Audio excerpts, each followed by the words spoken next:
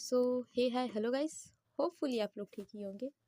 तो चलिए हम अपनी स्टोरी अनोखी मोहब्बत को स्टार्ट करते हैं। स्टार्ट करने से पहले जान लेते हैं कि लास्ट पार्ट में क्या हुआ था। तो लास्ट पार्ट में जो हमारी आर्य और रिद्धि होती हैं वो एक दूसरे के आमने सामने तो जाती हैं, लेकिन आर्य रिद्धि को पहचान नहीं पाती है। रिद्धि जैसे तैसे करके वार्ड से बाहर निकलती है और बाहर निकलते हुए ही वो ईशान से टकरा जाती है। जैसे ही ईशान रिद्धि को और रिद्धि ईशान को देखती है तो दोनों की आंखों में नमी आ जाती है। रिद्धि ईशान का हाथ पकड़ती है और उसे अपने कैबिन में लेकर चली जाती है। चलिए अब इसके आगे। रिद्धि और ईशान अभी बात कर ही रहे होते हैं कि रिद्धि के पेशेंट आने का टाइम हो जाता है। तो ईशान रिद्धि को बाद में मिलने का बोलकर वहाँ से चला जाता है और रिद्धि अपनी सीट पे सर टिकाकर सोचने लगती है कि कितनी आसानी से तुमने कह दिया ईशान कि मैं सब कुछ भूल जाऊं, लेकिन कैसे भूल जाऊं? अगर मैं सब कुछ भूलना भी चाहूं तो भी नहीं भूल पाती हूँ। आर्य के कहे हुए एक शब्द मेरे कानों में आज भी गूंजते हैं, जैसे वो मेरे सामने खड़ी होकर आज भी मुझ पर इल्ज़ाम लगा रही हो। ये 6 साल की दूरी उस दर्द को कम नहीं कर पाई जो मुझे आर्य से मिली है। प्यार में धोखा तो दुनिया को मिलता है, मुझे भी मिला था, मैंने बर्दाश्त कर लिया, लेकिन प्यार में बदचलनी का इल्ज़ाम बर्दाश्त नहीं होता ईशान। जब हमारा प्यार हमारे ऊपर उंगली उठाए, जब कुणाल ने मुझे धोखा दिया तो मेरा दर्द कम करने के लिए आर्य मेरे पास थी, लेकिन जब आर्य ने मेरे ऊपर शक किया तो मेरे पास कोई नहीं था, कोई भी नहीं। ये सोचते सोचते वो अपनी आंखें बंद कर लेती है, जिससे कि उसकी आंखों के कोरों से आंसू की बूंदें निकल जाती हैं। तभी उसके दरवाजे पर नॉक होता है और वो जल्दी से अपने आंसू पोंछकर खुद को सही करती है और कुर्सी पर आराम से बैठ जाती है और बिल्कुल नॉर्मल व्यवहार करने लगती है, जैसे उसे कुछ हुआ ही ना हो। और फिर वो अपने पेशेंट को देखने लगती है। इधर ईशान भी उसके बाद किसी बिजनेस मीटिंग के लिए वहाँ से चला जाता है और दादी माँ और आर्य दोनों वार्ड में होते हैं। आर्य का भी फ़ोन बजता है और वो बात करने के लिए वार्ड से निकलकर बाहर गैलरी में चली जाती है। इधर रिद्धि अपने कैबिन में बैठी पेशेंट चेक ही कर रही थी कि तभी उसका लैंडलाइन फ़ोन बजता है। वो अपने फ़ोन को उठाती है तो दूसरी तरफ से एक सिस्टर बोलती है, डॉक्टर कपूर, मिस्टर विश्वनाथ कपूर की हार्ट बीट अचानक से बहुत ज़्यादा बढ़ गई है, आप जल्दी से यहाँ आ जाइए। ये सुनते ही रिद्धि जल्दी से अपना फ़ोन रखती है और दादाजी के वार्ड की तरफ भागती है। वो वार्ड का दरवाज़ा खोलकर सीधे आकर दादाजी को चेक करने लगती है। उसने वहाँ बैठी दादी माँ पर कोई ध्यान ही नहीं दिया था।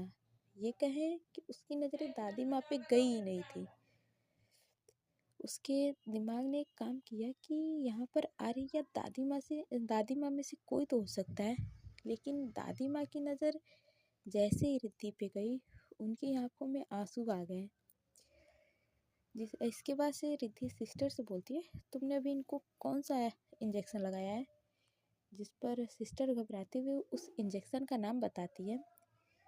तो रिद्धि बोलती है, कितनी डोज दी है तुमने? जिस पर सिस्टर उसको वो डोज भी बताती है, जिस पे रिद्धि उससे गुस्से से घूरती है और कहती है, पागल हो गई हो? तुमने एक बार भी इंजेक्शन देने से पहले फाइल चेक करना ज़रूरी नहीं समझा कि मैंने कितनी डोज लिखी है? जिस पर वो सिस्टर बोलती है, सॉरी डॉक्टर। रिद्धि बोलती है, तुम्हें बाद में देखती हूँ, जल्दी से दूसरी इंजेक्शन तैयार करो। सिस्टर जल्दी से इंजेक्शन तैयार करती है और रिद्धि दादाजी को वो इंजेक्शन लगा देती है। कुछ ही देर में दादाजी की हार्ट बीट बिल्कुल नॉर्मल हो जाती है। इधर रिद्धि अपने रिद्धि अब सिस्टर को बोल ही रही होती है कि तभी उसकी नज़र दादी माँ पर जाती है। दादी माँ बोलती है, हमें भी बता दो रिद्धि बेटा, ये हमारी क्या गलती की सज़ा दी है तुमने हमें? जिस पर रिद्धि उनकी आवाज़ सुनकर हैरान रह जाती है। दादी माँ की बात सुनते ही रिद्धि के वर्ड्स उसके गले में अटक जाते हैं। वो दादी माँ की तरफ मुड़ती है तो देखती है कि दादी माँ उसी की तरफ देख रही हैं। इधर दादी माँ की आंखों में भी आंसू थे और दादी माँ के देखते ही रिद्धि की भी आंखों से झरझर आंसू बहने लगते हैं। वो दोनों कुछ नहीं कहते हैं। रिद्धि भागकर उनके पास जाती है और उनके गले लग के जोर जोर से रोने लगती है, जिसपे दादी माँ उसे खुद से दूर करती हैं और वहाँ पे पड़े सोफे पर बिठाती है और खुद भी उसके पास बैठती हैं और बोलती हैं, हमसे ऐसी क्या गलती हो गई थी रिद्धि, जो तुम हमें इस तरह से बिना बताए छोड़ के चली आई। जिस पर रिद्धि कुछ नहीं बोलती है, बस खामोशी से उन्हें देखती रहती है। दादी माँ फिर बोलती हैं, तुम्हारे और आर्य के बीच में इतना कुछ हो गया और तुमने हमें बताना जरूरी नहीं समझा। वो तो है ही नालायक, लेकिन तुम तो समझदार थी ना, फिर तुमने ये कदम क्यों नहीं उठाया? कम से कम एक बार तो हमसे बात करती। ये सुनकर रिद्धि रोते हुए कहती है, क्या कहती दादी माँ, क्या कहती आप सबसे कि आर्य मुझ पे शक कर रही है, उसने मेरे ऊपर शक किया है, उसे मुझ पर भरोसा नहीं है। जिस पर दादी माँ कहती है, मैं मानती हूँ रिद्धि, लेकिन फिर भी कहूँगी कि किसी भी रिश्ते को निभाने में दोनों की जिम्मेदारियाँ बराबर होती हैं। रिद्धि बोलती है, दादी माँ आप कहना चाहती है कि मेरी गलती आर्य से ज़्यादा बड़ी है? जिस पर दादी माँ कहती है, नहीं, मैं ये नहीं कह रही हूँ कि आर्य सही है, गलत है वो, बेहद गलत है, क्योंकि किसी को भी ये अधिकार नहीं है कि वो किसी के भी ऊपर उंगली उठाए। लेकिन गलतफहमियाँ रिश्ते ख़त्म कर देती हैं बेटा। अगर आर्य गलत थी तो तुम्हें उसकी गलती की सज़ा उसे देनी चाहिए थी, ना कि इस तरह से सब कुछ छोड़कर यहाँ आ जाना चाहिए था। जिस पर रिद्धि बोलती है, दादी माँ उस समय मुझे कुछ समझ नहीं आ रहा था कि मैं क्या करूँ क्या नहीं। मेरा दिल आर्य की बातों से बिल्कुल टूट चुका था, हर तरह से सब कुछ बिखर चुका था। जिस पर दादी माँ बोलती हैं, गलती तुम दोनों में से किसी की नहीं है, बल्कि तुम दोनों की ही है। अगर आर्य गलत है तो तुम भी गलत हो। उसने एक गलती की तो तुमने उसके ऊपर दूसरी गलती कर डाली। अगर तुम चाहती तो उसी गलती को वहीं के वहीं ख़त्म किया जा सकता था। घर के बड़े इसीलिए होते हैं कि अगर बच्चे कोई गलती करे तो वो उसे सुधार सके।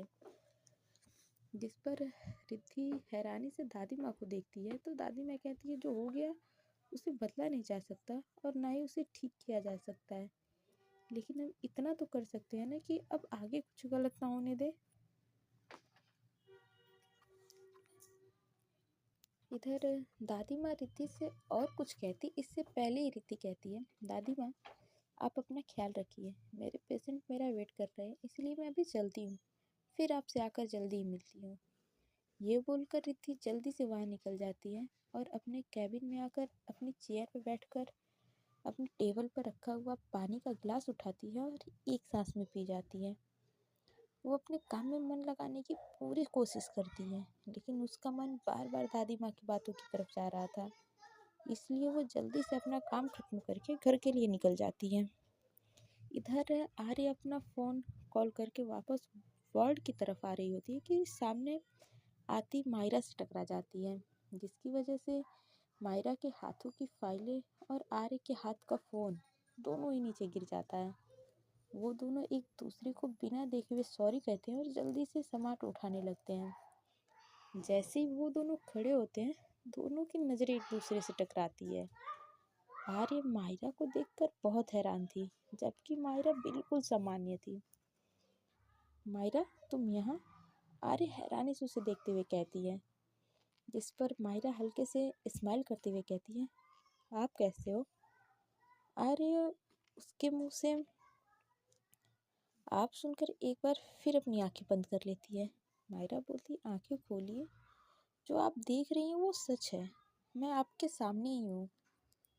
जिस पर आर्य बोलती है, मायरा बाहर चलकर बात करें, यहाँ बात करना ठीक नहीं रहेगा। मायरा उसकी बात सुनकर हाँ में अपना सर हिलाती है और दोनों वहाँ से निकलकर बाहर गार्डन में चले जाते हैं। आर्य और मायरा एक दूसरे के बराबर में एक बेंच पर बैठे होते हैं। आर्य सामने की तरफ देखते हुए कहती है, तुम यहाँ कैसे मायरा? जिस पर मायरा एक गहरी सांस लेती है और कहती है, मुझे तो यहाँ ही होना था ना। जहाँ रिद्धि होगी वहाँ तो मायरा का होना जरूरी है ना। रिद्धि का नाम सुनते ही आर्य की आंखों में एक बार फिर से नमी आ जाती है। उसका गला भर आता है। आर्य अपने भरे हुए गले से कहती है, सही कह रही हो, जिसे उसका साथ हमेशा देना चाहिए था। जब उसको उसका तब उसने उसका साथ छोड़ दिया तो किसी को तो उसका साथ देना ही था।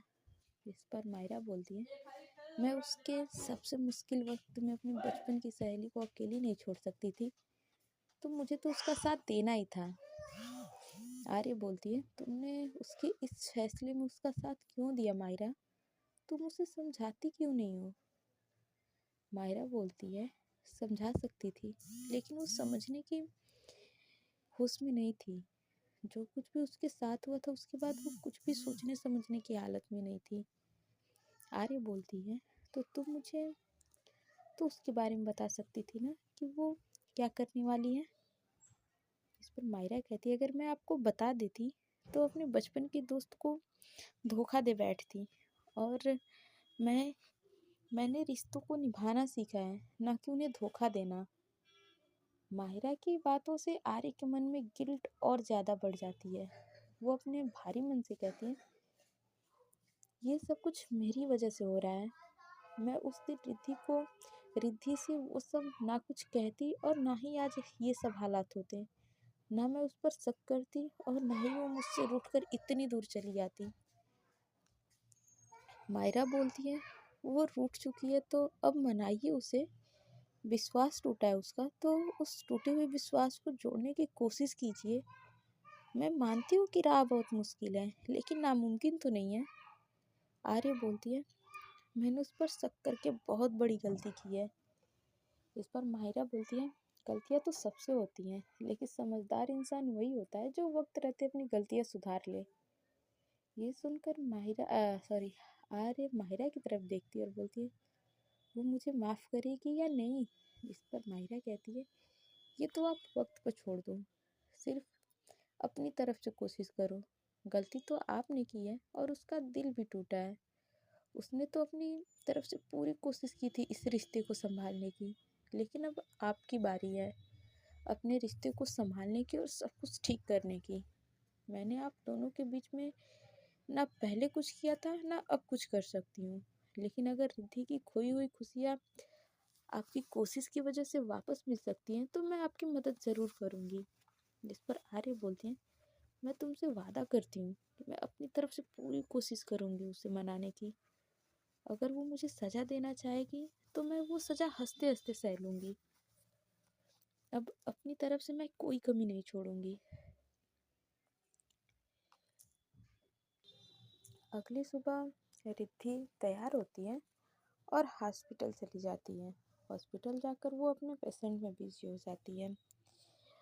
उसके बाद से रिद्धि के राउंड का वक्त होता है। उसे दादाजी को चेक करने जाना होता है, तो वो नर्स को आर्य और दादी माँ को वहाँ से ले जाने के लिए कहती है। नर्स आर्य के पास जाती है और कहती है, मिस कपूर, डॉक्टर के आने का टाइम हो गया, तो आप लोग प्लीज़ थोड़ी देर के लिए वेटिंग रूम में वेट कर लीजिए।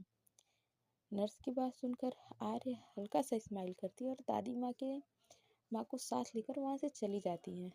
उन दोनों के वहाँ से जाते ही रिद्धि वार्ड की तरफ बढ़ जाती है। जब रिद्धि वेटिंग रूम से होकर बाहर की तरफ गुजरती है तो आर्य का दिल एक बार फिर से धड़कने लगता है। वो अपने दिल पर हाथ रखकर कहती है, तो मेरा सुकून अभी यहीं से गुजरा है। न जाने कब तुमसे मुलाकात होगी, न जाने कब तुम ये पैरे हटाओगी, न जाने कब मेरा इंतज़ार पूरा होगा, न जाने कब मेरे चांद का मुझे दीदार होगा। कितना मुश्किल होता है जब हम अपने प्यार के इतने करीब होकर भी उससे इतना दूर होते हैं। कितना मुश्किल होता है जब हम चाह कर भी उसे नहीं देख सकते। ना जाने कितनी और सज़ा बाकी है मेरी। वहीं वहाँ से गुजरते हुए रिद्धि की धड़कनों ने भी रफ्तार पकड़ ली थी। वो वहाँ एक पल के लिए रुकी और मन ही मन बोली, काश जो कुछ हुआ वो न हुआ होता। और फिर वो अपना सर झटक कर आगे वार्ड की तरफ चली जाती है। वो दादाजी को चेक करने लगती है और सिस्टर को कुछ बता ही रही होती है, तभी दादाजी की उंगलियां हिलने लगती हैं। नर्स जैसे ही उनकी उंगलियों को हिलते हुए देखती है, वो रिद्धि से कहती है, डॉक्टर देखिए उनकी उंगलियों में हलचल हो रही है। ये सुनकर रिद्धि दादाजी की तरफ मुड़ती है और फिर जल्दी से उन्हें दोबारा चेक करने लगती हैं। और फिर धीरे धीरे करके दादाजी अपनी आंखें खोलने की कोशिश करते हैं। रिद्धि बड़ी बेचैनी से उनके होश में आने का इंतजार कर रही थी। इतने दिनों बाद उन्हें होश में आता देखकर रिद्धि की आंखों में आंसू आ जाते हैं। इधर दादाजी अपनी आंख खोलते हैं और अपने सामने रिद्धि को देखकर भी उनकी आंखों में आंसू आ जाते हैं। फिर वो हल्का सा स्माइल करते हुए अपने हाथों के इशारे से उसे अपने पास बुलाते हैं। उन्हें इस तरह से देखकर रिद्धि समझ जाती है कि दादाजी अब बिल्कुल ठीक हैं और उन्हें सब कुछ अच्छी तरह से याद भी है। वो भागकर उनके पास जाती है और उनके गले लगकर रोने लगती हैं। दादाजी भी उसके सर पर अपना हाथ रख देते हैं और कुछ देर अपना मल हल्का करने के बाद रिद्धि नॉर्मल होती है और उनका चेकअप करने लगती हैं, जिस पर दादाजी बड़े ही गर्व से रिद्धि को ये सब करते हुए देख रहे थे और स्माइल कर रहे थे। दादाजी रिद्धि से बोलते हैं, रिद्धि तुम्हें पता है तुम्हें यहाँ देखकर, इस डॉक्टर के रूप में देखकर कितना खुश हूँ, ये मैं तुम्हें बता भी नहीं सकता। जिस पर रिद्धि रोते हुए कहती है, मुझे माफ़ कर दीजिए दादाजी, मेरी ही वजह से आपकी ये हालत हुई। मेरी ही वजह से कुणाल, आर्य का और आपका भी दुश्मन बन बैठा। मेरी ही वजह से दोनों परिवारों की इतनी बदनामी हुई। मेरी वजह से। दादाजी उसकी बातों को बीच में काटते हुए बोलते हैं, नहीं तुम्हारी वजह से कुछ नहीं हुआ। जो हुआ हमारी किस्मत में लिखा हुआ होता है और वही सब हमारे साथ होता है। इसलिए खुद को दोष देना बंद करो। बल्कि माफ़ी तो मुझे तुमसे मांगनी चाहिए, क्योंकि मेरी पोती की वजह से तुम अपने परिवार से दूर रहना पड़ा। जिस पर रिद्धि हैरानी से दादाजी को देखने लगती है कि आखिर इन्हें ये सब बातें कैसे पता है। तभी दादाजी बोलते हैं, इतनी हैरानी से मुझे मत देखो, मुझे सब कुछ पता है। मैं कोमा में ज़रूर था, लेकिन मुझे सबकी सारी बातें सुनाई देती थी। मैं उन बातों पर कुछ रिएक्ट नहीं कर पाता था, लेकिन इसका मतलब ये नहीं था कि मुझे कुछ समझ नहीं आ रहा था। दादाजी बोलते हैं, मैं बहुत खुश हूँ कि तुमने अपना सपना पूरा किया और इतनी बड़ी डॉक्टर बन गई। उनकी बात सुनकर रिद्धि भी हल्का सा स्माइल करती है। तो दादाजी बोलते हैं, तुमसे एक बात को। रिद्धि बोलती है, आर्य को माफ़ करने की बात को छोड़कर बाकी कुछ भी कहेंगे तो मैं आपकी सारी बातें मान लूँगी। जिस पर दादाजी उदास मन से कहते हैं, आर्य को माफ़ करना या ना करना ये तुम्हारे ऊपर है। मैं उसके लिए तुमसे कुछ नहीं कहूँगा, क्योंकि ये तुम दोनों का मामला है। अगर तुम दोनों ने पहले ही हमसे किसी को भी बीच में लिया होता तो आज तुम दोनों के बीच में ये सारी दरारें नहीं आई होती। मैं तुमसे आर्य के बारे में नहीं, बल्कि अपने परिवार के बारे में बात करना चाहता हूँ। आखिर उन लोगों का क्या कसूर है? तुम अपनी माँ को, अपनी बहन को किस गलती की सज़ा दे रही हो?